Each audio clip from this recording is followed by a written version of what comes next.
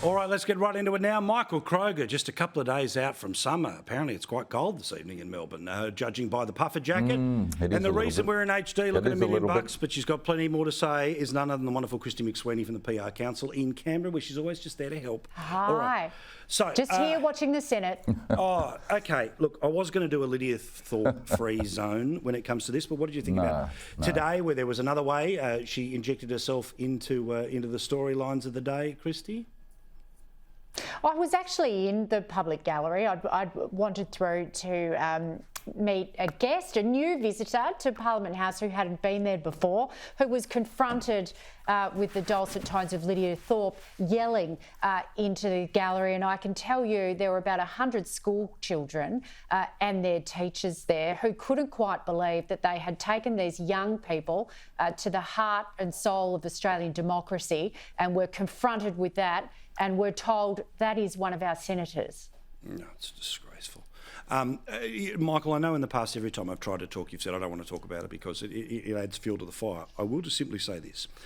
Why can't the coalition make her behaviour something that's so unacceptable that the government doesn't accept her vote?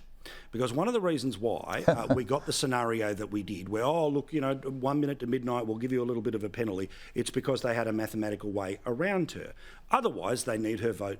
But the whole point is, as it was with Peter Slipper, as it was with Craig Thompson in the 2010 to 13 Parliament, why doesn't the coalition say, all right, if you want better standards, Prime Minister, right now promise to never talk to her again, not negotiate with her, and don't seek her vote?